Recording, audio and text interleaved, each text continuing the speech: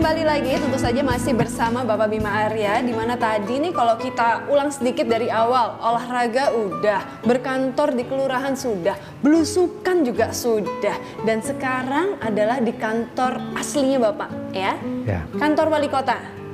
Tapi kok Bapak sendiri Bu, Ibu Wali mana Ibu Wali? Tadi belusukan lagi ke tempat lain.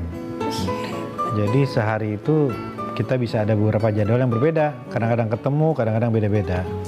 Itu ya, kadang-kadang ketemu, kadang-kadang beda-beda. Ngatur waktunya gimana Pak? Kan tetap harus ada quality time bersama keluarga Pak. Gimana? Ya, tadi kelihatannya berkualitas nggak tuh waktunya? Kualitas banget Pak untuk warga. Tapi kayak kalau berdua, ya saya nggak tahu ya Pak. Saya belum lihat bentuk kualitasnya kalau misalnya. Aman kok, aman, nggak masalah. Jadi anak-anak juga nggak ada yang protes? Nggak ada yang protes, karena kadang-kadang anak-anak pulang sekolah, mereka surprise langsung ke sini. Ya, langsung makan siang bareng gitu. Kadang-kadang saya yang surprise jemput mereka, jadi nggak ada masalah sama sekali. Yang pertama udah SMP Pak? Mau masuk SMP. SD kelas 6, yang kedua masih 8 tahun ya? Kelas 2 SD. Kelas 2 SD, aduh masih pada lucu-lucu, semuanya berkembang. Tapi anak perempuan, biasanya proteksi bapaknya tuh luar biasa ke anak perempuan. Gimana itu Pak? Kalau yang ini, alhamdulillah anaknya baik sekali.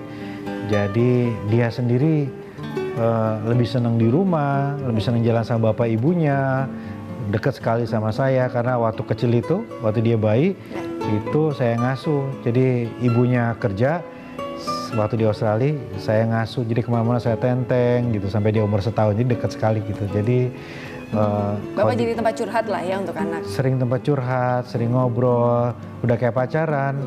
Kadang-kadang dia BBM atau WhatsApp, I miss you, ayah kangen gitu. So sweet. Kita bangun dua hal, komunikasi yang pas dengan anak-anak kita. Jadi anak kita bisa cerita apa aja, itu paling penting banget. Jadi sahabat untuk anak. Jadi sahabat untuk anak. Terus yang kedua, ya si anak sendiri harus dibangun pagar yang sangat kuat, gitu. Pendidikan agama terutama, kemudian hal-hal lain yang membuat dia sadar mana yang baik, mana yang enggak. Pondasinya dari kecil tuh udah dibangun, jadi pada saat mereka di posisi udah mulai naik ke atas, terpaan anginnya banyak, mereka tetap kuat. Seperti itu ya Pak ya. Kembali lagi, kalau tadi sempat kita lihat waktu belusukan, saya sempat ikut dikit dari belakang. Wah, kebetulan tempat belusukannya juga enak ya Pak ya. Perusahaan roti ada, perusahaan kue kering ada, bahkan sampai ke sana-sana bakso semua ada. Enak ya Pak? Tiap belusukan kayak gitu nggak? Enggak, itu kebetulan daerah yang sangat strategis, bisa dibilang di pusat kota dan punya potensi untuk menjadi kampung wisata. Mau kita perkuat UMKM-nya, kulinernya, wisatanya gitu, kebetulan. Tapi di titik-titik lain ada yang susah sekali, ada yang panas, ada yang warga itu hidupnya di bawah garis kemiskinan, jadi macam-macam potret warga itu. Kebetulannya tadi ikut yang enak. Kebetulan dapat yang enak ya, biarpun memang kita ngelewatin gang-gang yang sempit sekali. Kalau di Bogor memang seperti itu ya Pak ya? Maksudnya tata kotanya jalan, ya memang jalan protokol besar gitu ya, tapi bagian kampung-kampung kecil itu juga. Iya, jadi Bogor itu penduduknya bertumbuh dengan sangat pesat sekali. Waktu saya SMA mungkin cuma 400.000 ya, nah, sekarang sudah 1 juta lebih, 10 tahun lagi akan jadi 1,5 juta, dan setiap tahun itu bertambah dengan pesat sekali orang yang tinggal di Bogor, yang memilih tinggal di Bogor daripada tinggal di daerah lain sekeliling Jakarta. Nah, apalagi Pak yang disiapkan? Misalnya, apakah pemukiman masih cukup ada lahan di Bogor? Lahan sangat terbatas, makanya pemukiman itu kita dorong ke beberapa wilayah, dikembangkan seperti di daerah utara, di daerah barat, karena di daerah timur, di daerah tengah, di daerah selatan udah agak padat gitu. Dan pemukiman itu kita dorong sebetulnya vertikal. Jadi kalau ada proposal pengembang itu ya ke atas, karena ke pinggir udah nggak muat lagi. Dan yang kedua, ya, saya minta arahkan kepada pengembang itu untuk juga memikirkan subsidi. Jadi silahkan bangun pemukiman atau apartemen, misalnya untuk kelas menengah, tetapi Pemkot minta dibantu dong untuk kelas bawahnya bagaimana gitu. Kita ada program RTLH, Rumah Tidak Layak Huni. Jadi yang susah banget itu kita bantu, satu keluarga 6 juta.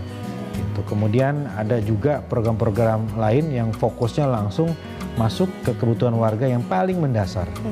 Nah, sekarang ini saya punya kesempatan yang luar biasa karena saya ada di kantor wali kota yang bisa dibilang saya baru pertama kali masuk sini, dan mungkin kita juga salah satu yang pertama melihat ini baru renov ya Pak?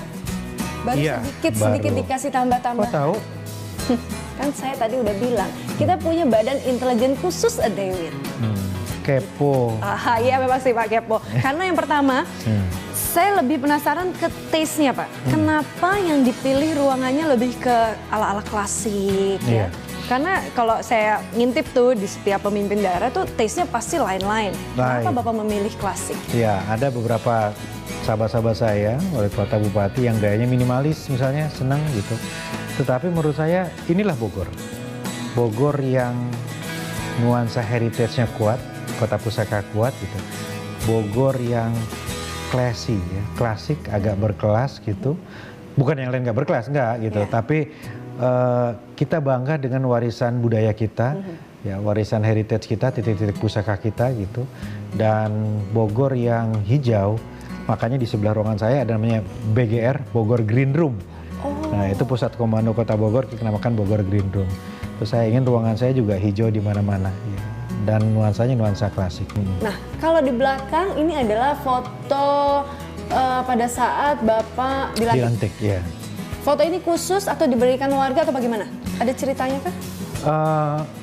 Iya, ini ada yang motret dan kemudian ngirim ke saya foto itu. Kemudian saya lihat bagus karena dengan foto ini saya diingatkan oleh orang-orang yang telah membawa saya ke sini.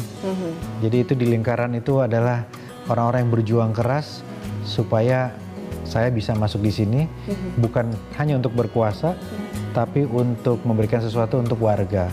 Jadi kalau melihat foto ini, saya merasa seolah diingetin terus, kerja, janji-janji kampanye belum selesai gitu. Makanya ini ditaruh di sini. Termasuk dengan nilai-nilai yang telah diberikan oleh orang tua. Kedua orang tua pasti sudah membuat Bapak pondasinya begitu kuat agar Bapak berada di titik puncak yang sekarang ini.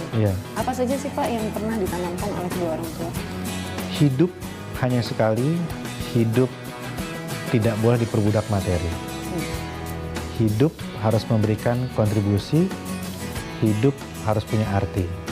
Itu kira-kira itunya. Jadi dimanapun kita ya, harus punya arti. Apapun pilihannya? Apapun pilihannya. Jadi ketika saya hanya menjadi dosen, saya harus menjadi dosen yang memiliki arti, punya kontribusi. Ketika jadi pengamat juga begitu. Dan kenapa saya memutuskan untuk meninggalkan dunia akademisi jadi pengamat? Karena saya ingin memberikan arti lebih dalam lagi untuk kota kelahiran saya, kota Bogor.